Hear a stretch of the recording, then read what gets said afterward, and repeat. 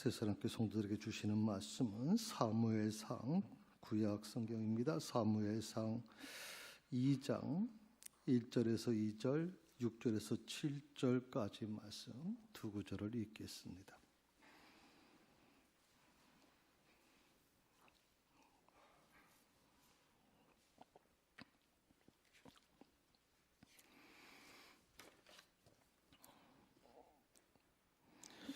다 자셨으면 자리에 일어나셔서 하나님의 말씀을 들으시기 바랍니다. 한나가 기도하여 이르되 내 마음이 여호와로 말미암아 즐거워하며 내 뿔이 여호와로 말미암아 높아졌으며 내 입이 내 원수들을 향하여 크게 열렸으니 이는 내가 주의 구원으로 말미암아 기뻐함이니이다. 여호와 같이 거룩하신 이가 없으시니 이는 주밖에 다른 이가 없고 우리 하나님 같은 반석도 없으심이니이다. 6절입니다. 여호와는 죽이기도 하시고 살리기도 하시며 스올에 내리기도 하시고 거기에서 올리기도 하시는도다. 여호와는 가난하기도 하시고 부하기도 하시며 낮추기도 하시며 높이기도 하시는도다. 이것이 하나님의 말씀입니다. 아멘.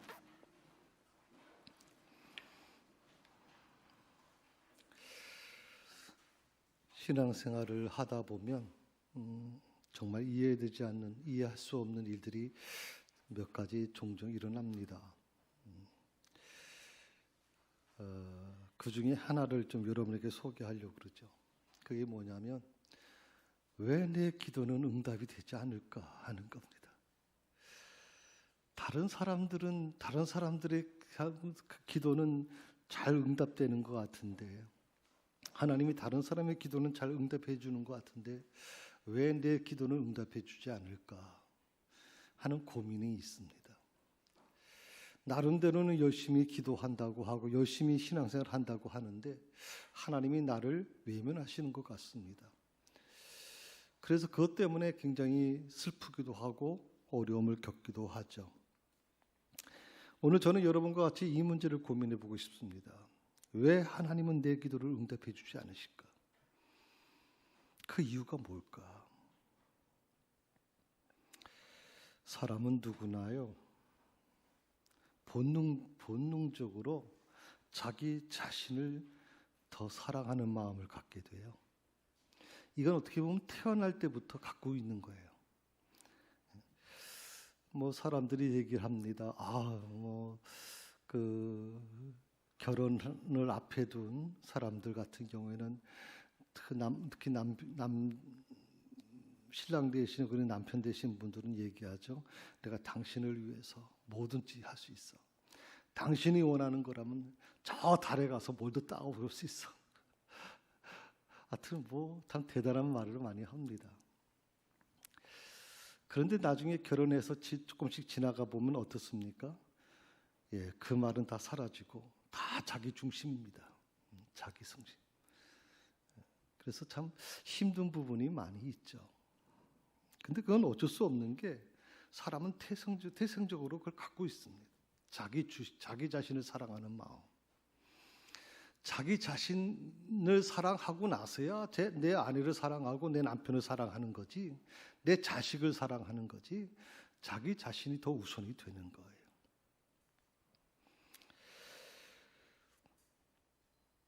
한 성도에게 사랑하는 딸이 있었어요.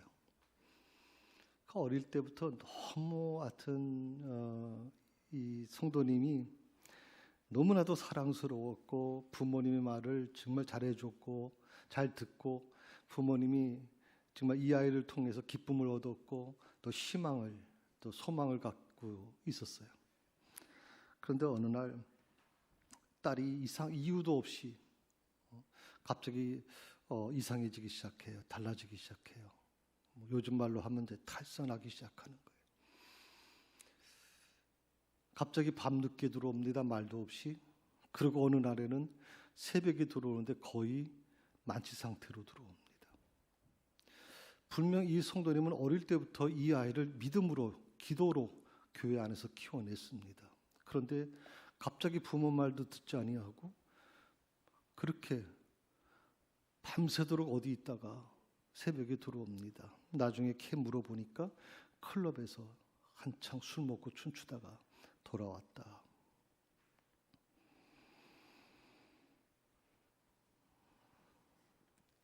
너무 기가 막힌 거예요. 그래서 이 아버지가 뭐 회초리도 대고 막 그냥 거친 말도 하고, 내가 너를 어떻게 키우는데 너가 이렇게 나를, 아빠의 마음을, 부모의 마음을 아프게 하느냐. 그렇게 막 자식하고 그 따님하고 굉장히 힘든 시간을 보냈어요. 너무 힘들어서 그 성도님이 하루는 교회 와서 막 엉엉 울면서 하나님께 이렇게 기도해요. 하나님, 사랑하는 딸이 좀 제자리를 좀 찾게 해주세요. 그 아이 어릴 때 정말 순수하고 교회 중심으로, 믿음 중심으로 살았던 그 모습 다시 되찾게 해주세요. 정말 열심히 기도했어요.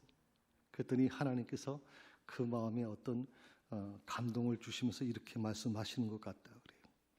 내 딸을 진심으로 사랑하면 내가 도와줄게. 내 딸을 진심으로 사랑하면. 성도가 묻습니다. 다시. 무슨 말씀이세요, 하나님? 저는 정말 제 딸을 너무나도 사랑해요. 너무나도 진심으로 사랑했어요. 그때 하나님께서 이렇게 말씀하세요. 어떤 상황에서도 내 딸에게 조급하게 화를 내고 윽박지르지 말고 내가 사랑한다는 것을 좀 보여줘라. 조급하게 화를 내고 윽박지르지 말고. 참 하나님은 이 성도를 잘 아셨어요. 부모의 말을 안 듣는 이 딸에게 때로는 거친 말도 하고 막 그렇게 했는데, 하나님께서 이 아버지에게, 성도에게 얘기하는 거예요. 화를 내지 말고 윽박지르지 말고 내가 사랑하는 것만 보여줘라. 그때부터 이 성도님이 딸에게 한 번도 거친 말을 안 합니다. 때로는 정말 속에서 막 부글부글 끓고, 그렇다고 해서 하루아침에 이 딸이 변화된 게 아니거든요. 계속 딸은 방탕의 길을 걸어가고 있고, 그럼에도 불구하고 아버지는 거친 말을 하지 않아요. 그리고 수시로 딸에게 축복의 말을 합니다. 딸아, 너를 사랑한다. 너를 믿는다. 내가 자랑스럽다. 하나님이 너를 통해 큰 일을 이루실 거야.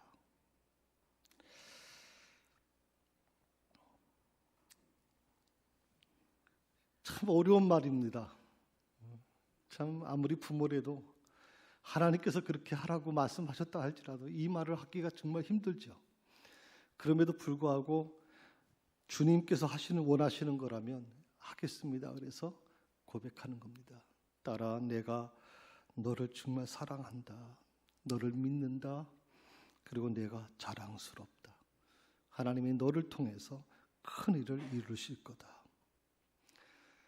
그런데 얼마 지나지 않아서 딸이 점차 변해가기 시작하더래요. 그리고 이 딸이 컸어요. 놀랍게도 이 딸이 복음을 전하는 선교사님의 아내가 돼요.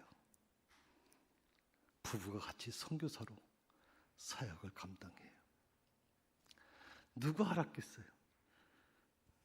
이 딸이 그 방탕한 모습으로 클럽에서 밤새도록 술이 취해가지고 방탕한 모습으로 돌아오는 모습을 수없이 보면서 마음속에 얼마나 많은 이 딸에 대한 한탄과 미움이 있었겠습니까? 그런데 딸에게 축복의 말을 했더니 놀랍게도 그 딸이 선교사의 아내가 돼서 복음을 전하는 자로 바뀌었다. 놀랍지 않으세요? 이 아버지가 한 것은, 이 성도가 한 것은 사실 별거 아니에요. 부정적인 말을 멈춘 거예요. 부정적인 말을. 그리고 화를 내지 않았어요. 그리고 축복의 말을 했을 뿐이에요. 그런데 딸의 운명이 바뀌어버렸어요. 딸의 미래가 변화됐어요. 우리는 똑같아요. 이 아버지, 이 성도의 모습처럼 나름대로 딸을 사랑한다고 생각을 하고 그렇게 열심히 그를 위해서 기도한다고 하면서도 그 기도를 가만히 뜯어보고 그 안에 들어가서 보게 되면 사실은 내 이기적인 모습이 더 커요. 나는 그 딸을 사랑한다고 하면서도 내 입에서는 끊임없이 거친 말이 나오고 내 입에서는 끊임없이 욕이 나오고 내 입에서는 끊임없이 화가 나오고 축복의 말을 하지 않았단 말이에요.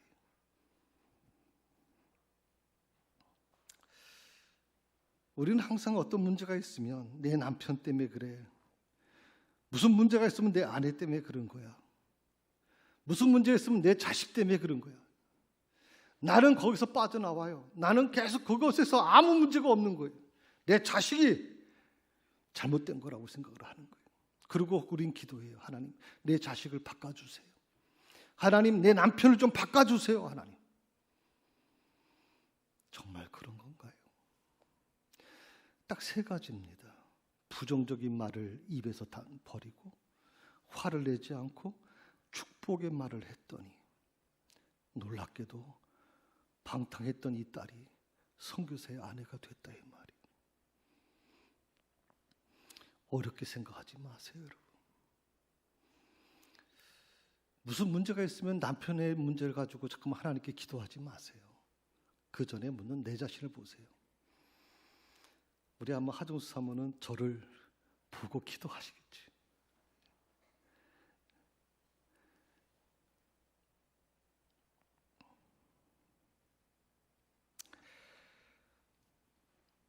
그런데 아니요, 이 부분 말씀하면서 좀 여러분께 이렇게 한번 좀 나눠보셨으면 좋겠어요.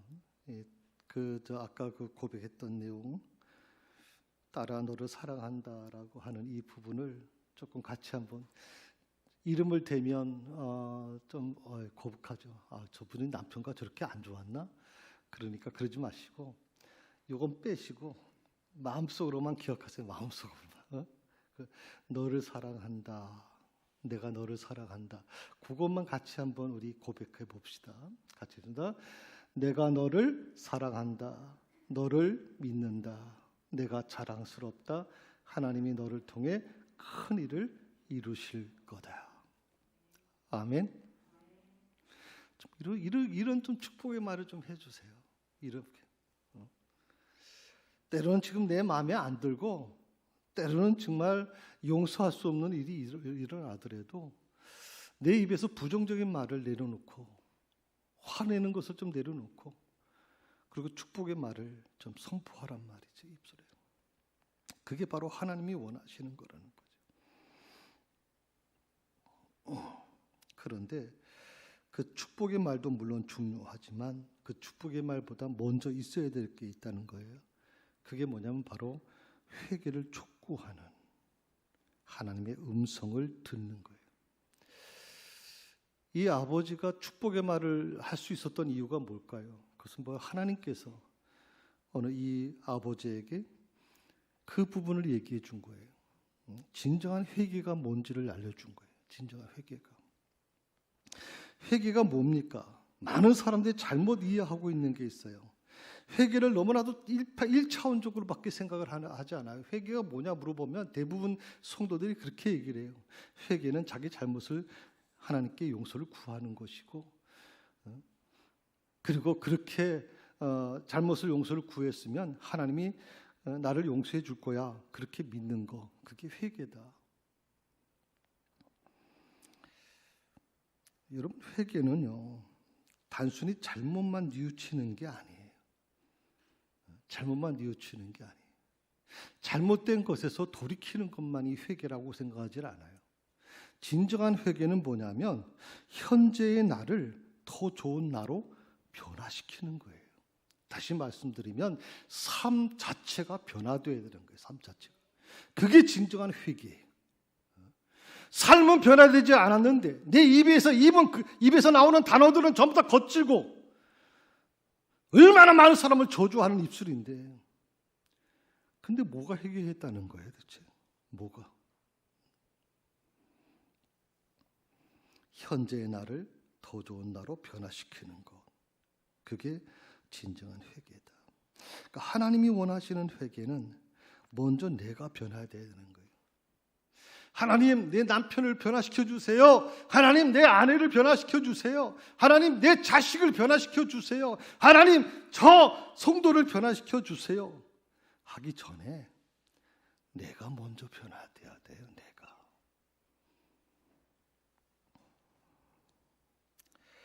아버지가 변화되니까 탈선한 딸이 세상의 선교사의 사모가 됐어요. 아버지가 변화되니까. 그게 정말 깨닫기까지가 얼마나 힘들었겠어요. 그걸 깨닫는 게. 하나님이 원하시는 회개는 내가 먼저 변화돼서 내 주변의 사람들을 변화시키기를 원하시는 거예요. 내 하나로 변화로 끝나는 것이 아니라 내가 변화됨으로 인해서 내 입에서 나온 내 입의 말들이 변화되고 그렇게 순간적으로 화를 내고 순간적으로 분노하던 내가 그것을 내려놓고 온전히 그 입에서 축복의 말을 하기 시작하니까 내 주변의 사람들이 달라지는 거예요. 내 남편이 뭐라고 얘기해? 내 아내가 믿은 하나님은 진짜 하나님이야. 난 좀 목회하면서 어느 자녀가 어머님의 그 장례식에서 그런 얘기를 하는 걸 들었어요.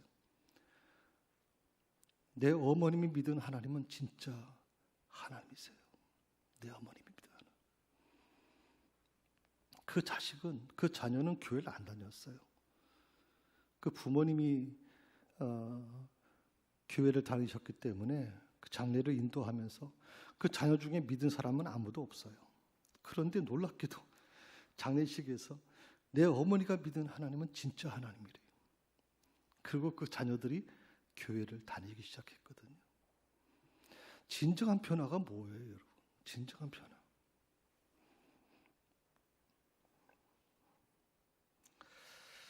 오늘 읽은 한나의 노래를 살펴보게 되면 한나의 기도라고 얘기는 나와 있고 보통 이 내용은 이제 노래라고 이스라엘 백성들은 이제 노래라고 표현을 해요. 이 다윗의 시편도 노래라고 우리가 보통 얘기하는데 거기에 보게 되면 이런 그 물음을 우리가 하게 되죠. 왜 하나님께서 한나의 기도에 응답하여 주셨을까? 어떻게 한나의 기도는 응답받을 수 있었을까? 그가 정말 뭐 엘리 제사장이 본 것처럼 그렇게 술 취한 것처럼 막 하나님께 온전히 기도했기 때문에 그것 때문에 과연 하나님이 응답을 받은 걸까요? 오늘 이 한나의 그 노래를 통해서 한나의 기도에 하나님이 응답하실 수밖에 없는 그런 부분을 같이 좀 여러분과 같이 나눠보고 싶습니다.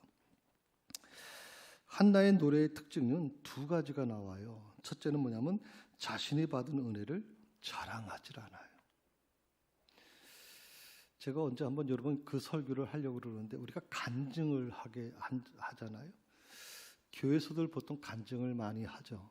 뭐 80년, 90년, 2000년대 교회에서들 막 간증을 해서 주일날 설교 대신에 간증 집회를 하는 교회도 막 꽤 있었습니다. 특히 연예인들 뭐 이런 사람들 간증을 많이 세우지 않습니까? 근데 간증이라는 게 굉장히 위험할 수 있는 게 뭐냐면 자기 자랑이 될 수 있단 말이죠.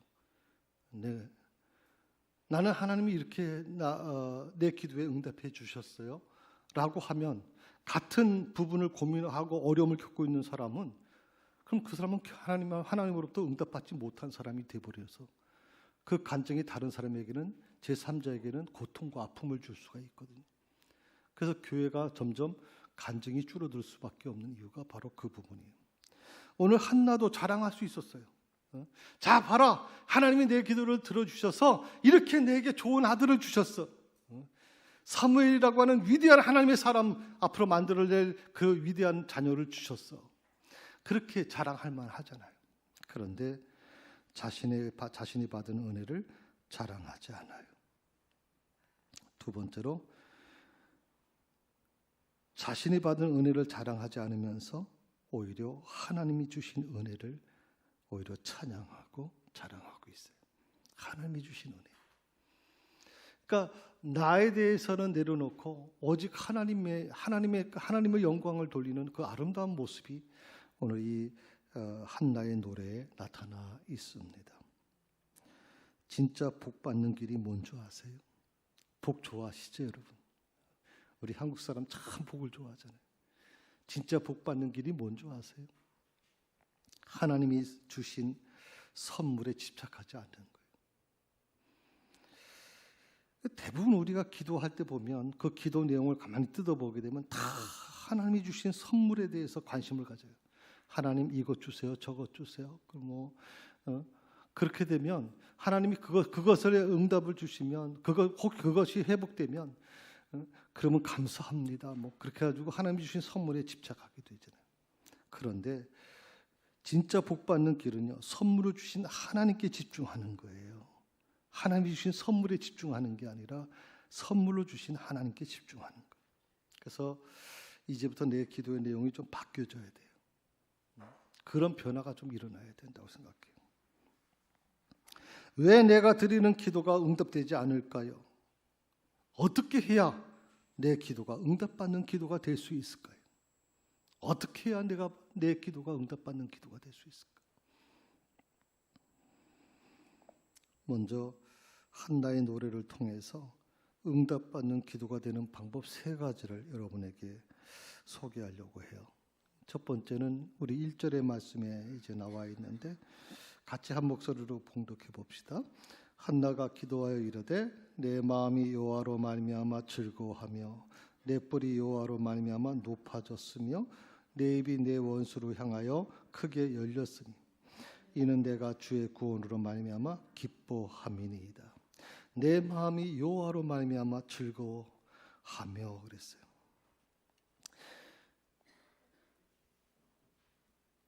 아들을 얻게 된 것에 대해서 기뻐합니다. 그럴 수 있잖아요. 이 한나는 정말 자식이 없어서 너무나 수몰당했고 너무나도 마음이 아파서 막 하나님께 울부짖었던 사람 아니에요. 그러니까 아들을 얻었어요. 그 늦게. 그럼 얼마나 기쁘겠어요. 하나님 내 자식을 준 것이 너무 감사합니다. 선물에 대한 감사를 드린 것이 아니라 뭐라 그랬어요? 내 마음이 여호와로 말미암아 즐거워한다. 여호와의 마음. 주의 구원으로 인하여 기뻐한다고 고백합니다. 그러니까 한나의 구원에 대한 부분을 우리가 얘기할 때 그냥 추상적인 것이 아니라는 거예요. 한나의 구원은 추상적인 것이 아니라 실제적인 것이다. 한나의 구원은 단순히 영적인 개념으로 끝나는 것이 아니라 그것은 삶을 변화시키는 것이다. 삶을 변화시키는 것. 이게 한나의 기도의 특징이에요. 저는 우리 한국교회 성도들이, 세상학교회 성도들이 좀 이런 변화가 필요하다고 생각을 해요. 이런 변화. 말을 할 때는 굉장히 영적인 표현을 많이 해요. 기도도 많이 하시는 것 같아요, 지금. 그런데 실질적인 변화가 일어나질 않아요, 변화가.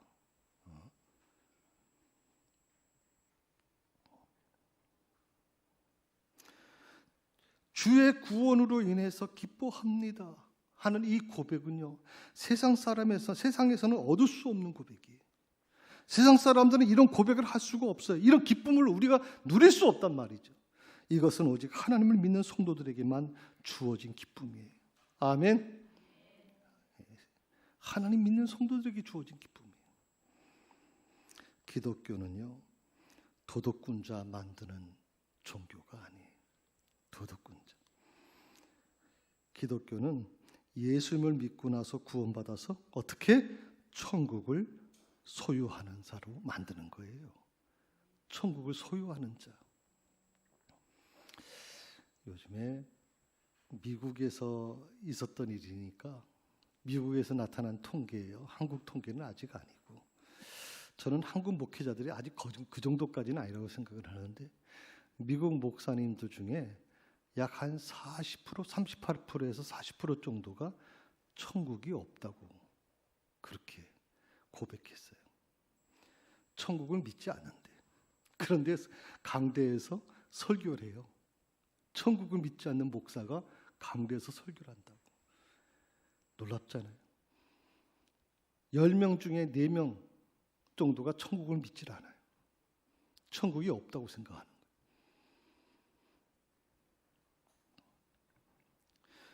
예수님 믿고 구원받아서 천국을 얻게 하는 종교가 바로 기독교예요. 천국은 추상적인 게 아니에요. 천국은 살아 지금도 역사하고 있는 곳이라. 이 믿음이 없다면 참 저는 불행한 사람이라고 생각하는 거예요. 진짜 불행한 사람. 두 번째로 1절에 보게 되면 그 다음에 한나가 뭐라고 고백합니까? 내 뿔이 여호와로 말미암아 높아졌습니다. 내 뿔이 여호와로 말미암아 하나님으로 인해서 높아졌다라고 하는 것은, 이 뿔이 높아졌다는 것은 지위가 높아졌다는 거예요. 자신의 지위가 높아졌다는 거예요. 회사 말로 요새 직장으로 얘기하게 되면 직장에 승급이 돼서 높아졌다는 거예요. 지위가. 예수 믿고 구원 받으셨나요? 1부 때도 보니까 조용하시더라고요. 목사님 물을 거 물으셔야지. 공개적으로 이렇게 물으시면 제가 뭐라고 대답을 합니까? 이렇게 얘기하실 분들 계세요. 자, 다시 묻습니다. 예수 믿고 구원 받으셨어요? 예, 부흥회 때만 얘기하지 마시고 확신이 있으셔야죠. 난 여러분이 그런 믿음을 갖고 있다고 믿어요. 그러면 좀 실제적인 변화가 삶에서 일어나야 되잖아요.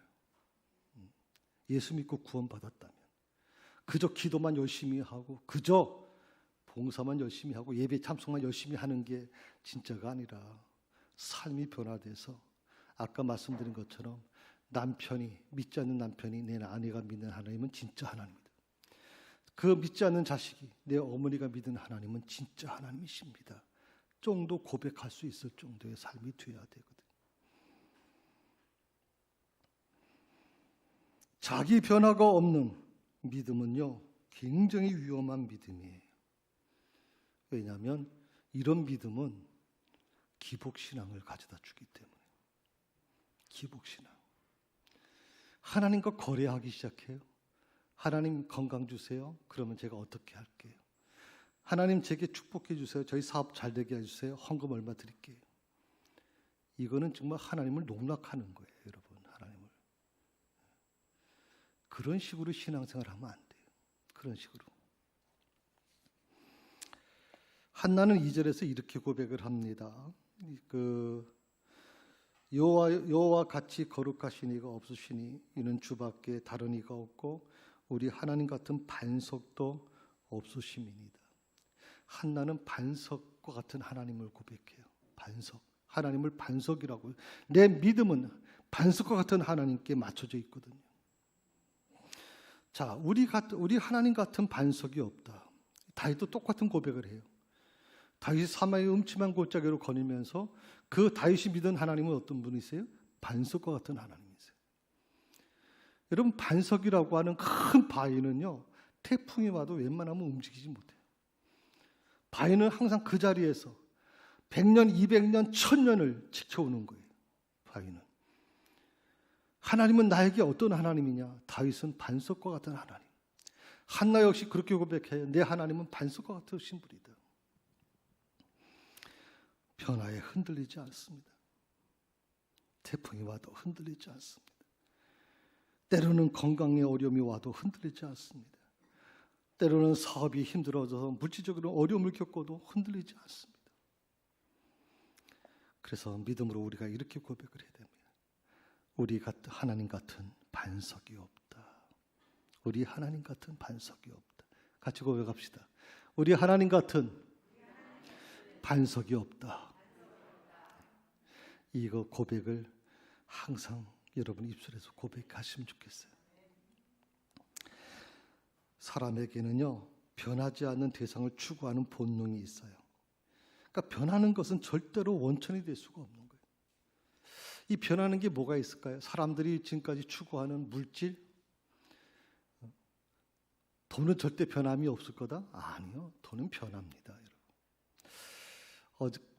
어저께인가 그저께 한번 뉴스 보니까 서울 도심지에 있는 지역의 아파트가 14억, 18억이라 그래요. 15억이 넘어간 것 같아요. 아주 적은 평수인데도 15억이 넘어요. 그런데 지금 그게 8억 이하로 떨어졌다. 그래서 집주인이 전세 입주자에게 돈을 갚지 못해서 역전세 뭐라 그래 그걸? 예? 강통. 주인이 월세를 받는 게 아니라 주인이 월세를 주고 제발 좀 있어달라고 하는 거예요. 돈을 갚지 못하니까. 뭐 1, 2천만 원이라면 모르겠는데 수억 원의 돈을 줘야 되는데 줄 수가 없잖아요. 그래서 대로 30만 원씩 자기 집에 전세로 있는 분에게 돈을 주고 살아달라고 부탁을 할 정도가 됐다. 돈은요, 변하지 않는 게 아니에요. 변해요, 여러분. 변해요. 건강도 마찬가지에 변하잖아요. 나이가 들면 다 하나씩 망가져 가잖아요. 관계도 마찬가지예요. 내가 저 사람하고는 의형제, 형제보다 더 가까워. 의형제야. 절대 우리 우정은 변하지 않을 거야. 왜 아니에요? 변해요. 인간 관계는요, 다 변할 수밖에 없는 거예요. 명예도 마찬가지고요. 우리가 이런 것들, 변할 수밖에 없는 이런 것들을 소유하려고 몸부림치고 거기에 온통 다 시간 보내고 그러다 보면 나이가 들어서 다 머리는 백발이 되는, 난 그게 불쌍하게 느껴진다고요. 그게 지금 하나님 믿는 사람들이 무엇을 위해 사는가 하는 게, 무엇을 위해서, 변하는 것을 위해서 왜 이렇게 자기 모든 삶을 그렇게 치중할 수밖에 없는지. 이 세상에서 오직 변하지 않는 분은 딱 하나예요. 누굽니까? 하나님이세요. 그것만은 변하지 않아요. 그래서 다윗도 모든 한나도 똑같이 고백하는 게, 하나님은 나의 반석과 같다. 그렇게 반석과 같다. 변하지 않으신 분.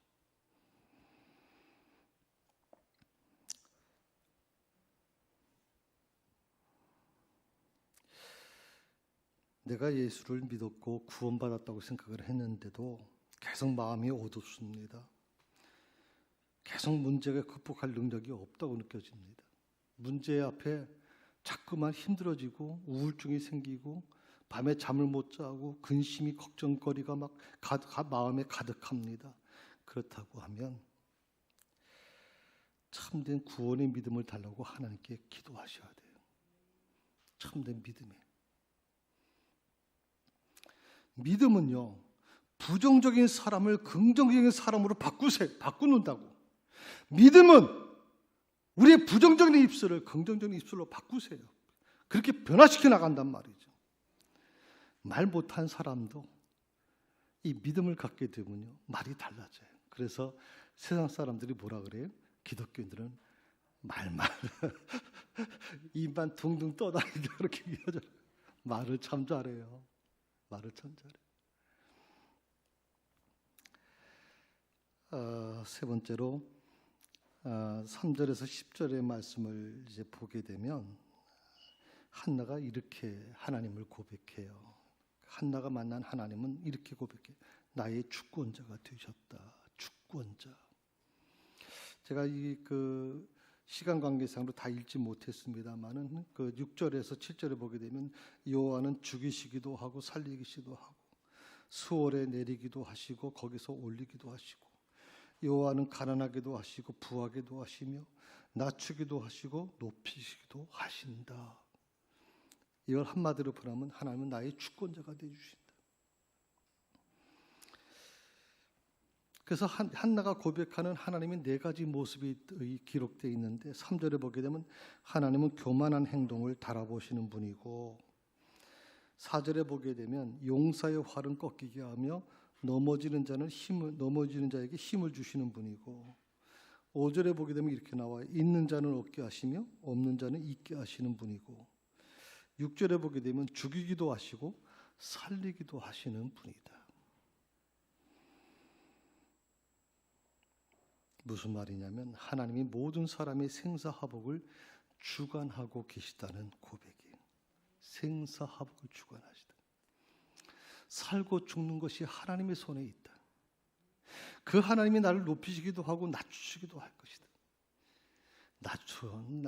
낮은 곳에 낮춰졌다고 해서 원망하고 두려워할 것도 아니고 높아졌다고 교만할 것도 아니고. 왜? 그걸 주관하신 분은 하나님이시니까. 그래서 하나님은 나의 주관자가 되어주신다.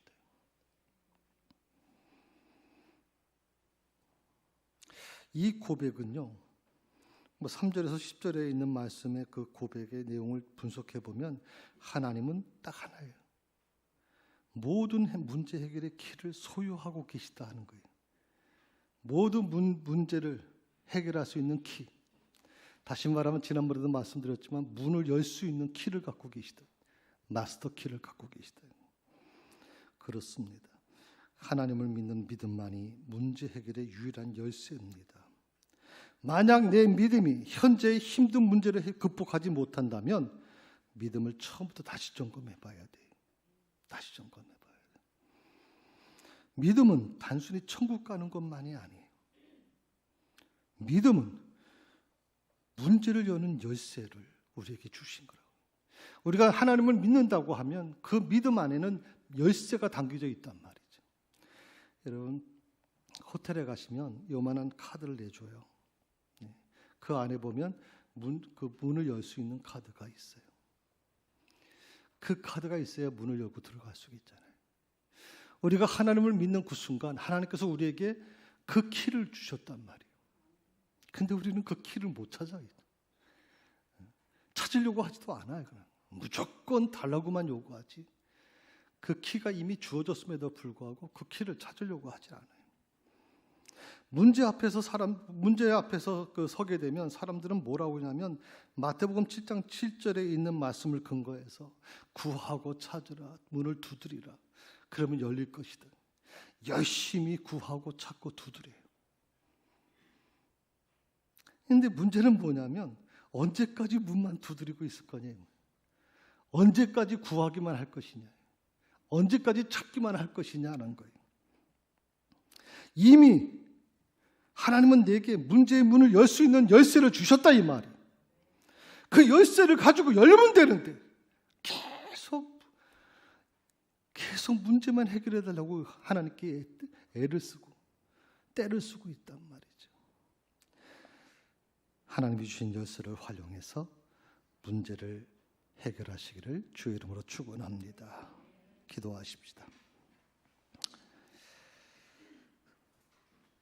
주님은 이미 하나님을 믿고 구원받은 저희들에게 문제를 해결할 수 있는 마스터 키를 주셨는데, 근데 저희들은 계속 막힌 문제만 열어달라고, 왜 문제 해결해 주지 않으시냐고, 왜 내 기도는 응답받지 못하냐고 하나님께 때를 쓰고 원망할 때가 많았습니다.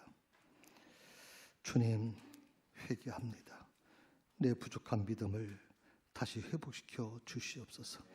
하나님의 자녀답게 당당한 모습으로 다시 설 수 있도록 용기를 허락해 주옵소서. 예수님의 이름으로 기도드립니다. 아멘.